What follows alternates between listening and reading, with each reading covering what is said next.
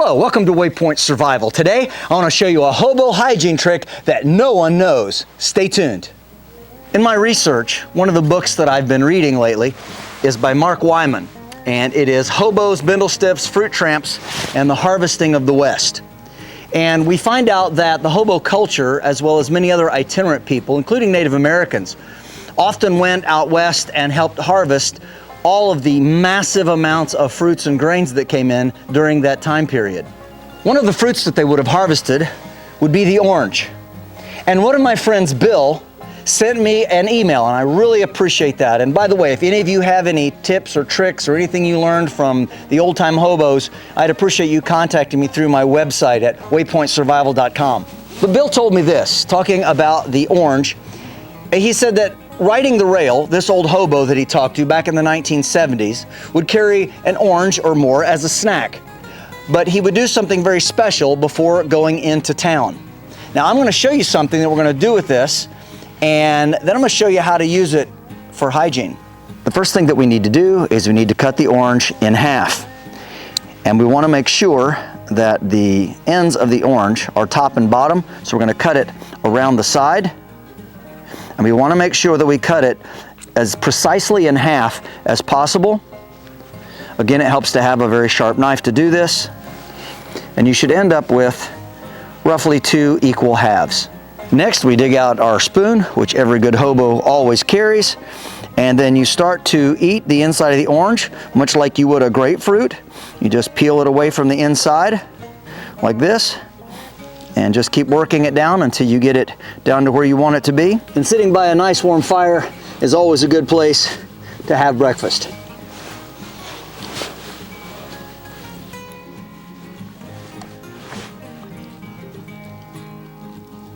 So after you eat the orange, you're going to have 2 halves. Now you notice that this one has a bit of a stem in it, and this one, where the navel was, we have a hole, so we can't use this one for the next part of the project. We're going to set it aside temporarily, but this is going to become really important here in just a little bit. We're going to use this one first. What we're going to do is take our Mercator K55 here, and we're going to very carefully trim this stem off the bottom. We don't really want that sticking up. So again, just get rid of that so we have this nice open depression here. Nothing sticking up.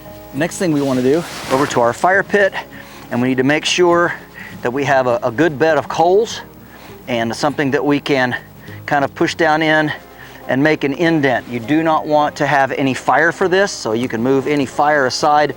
We are only looking for a bed of hot coals. That's very important. Next, I'm going to break a couple of eggs here.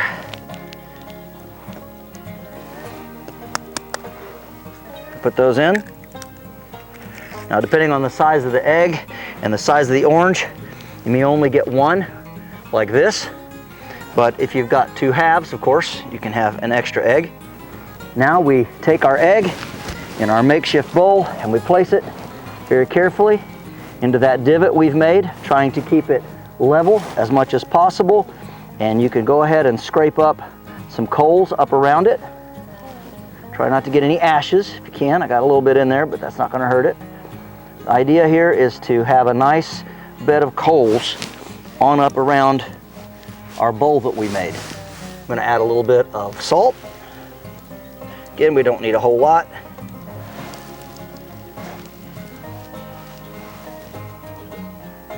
And our egg is nearly cooked. Just a couple more minutes on the coals. You can see it bubbling here. It's just about nearly done.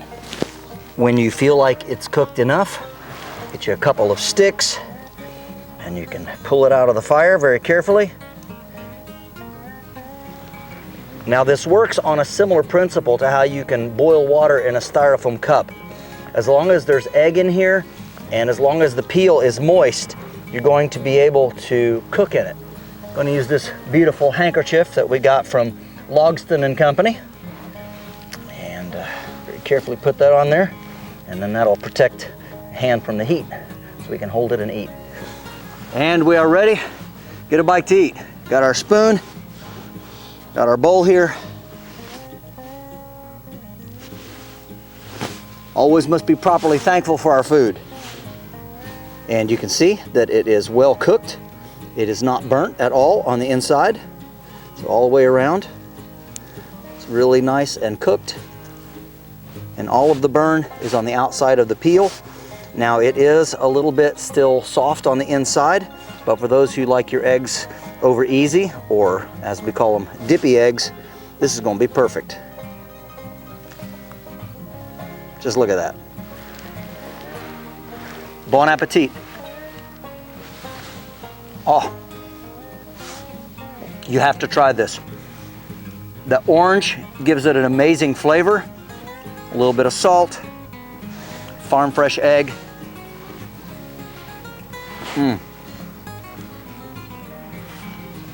What a great way to use an orange, right? And it's gone. You can see what it looks like inside. It's very burnt here. Makes a really nice bowl.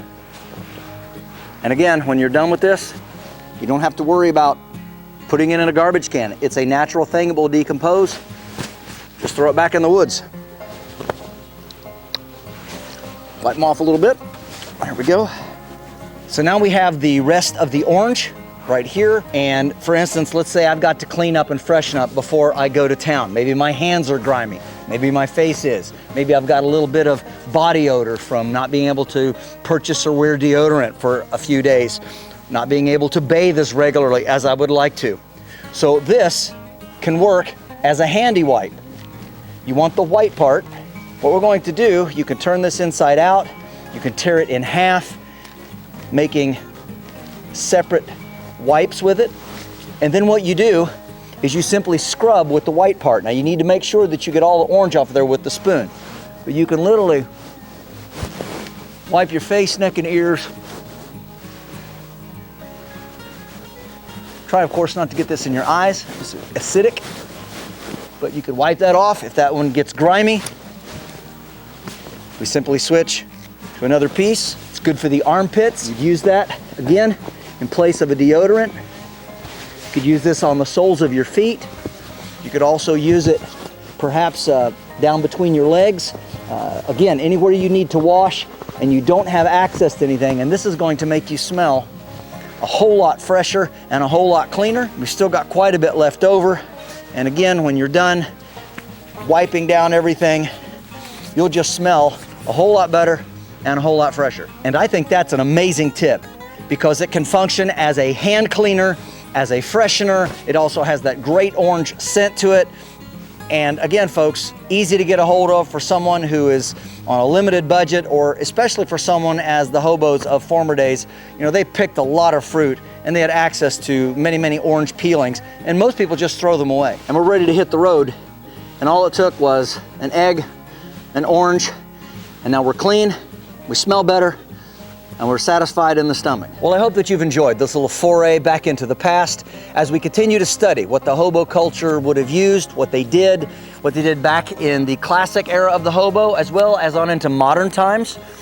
This is a really good book, and I would encourage you to check it out. I'm not quite done reading it yet, but this is an example of some of the things that I use to find information, as well as friends and people that are hobos that contact me with tips and tricks and techniques. And if you have any of those you want to share, make sure to put it down in the comment section below. I really do appreciate it. Or you can email me, as I said before, through my website at waypointsurvival.com. This is James Bender for WayPoint Survival. If you like this video, please give it a thumbs up. Also, make sure and check out the links in the description box below, just under the More button. While you're down there, you'll also find our link for the WayPoint Survival digital class. And this is where we show the top 20 skills that we teach in our Phase 1 Survival and Bushcraft class. You'll also find our waypointsurvival.com, where you can sign up to take survival and bushcraft classes at our beautiful training facility here in Southern Ohio. And if you haven't already done so, please subscribe to the channel. We'd really appreciate it. And when you do subscribe, make sure and press that bell button so that you can stay notified of all of our upcoming videos, and we'll talk to you next time.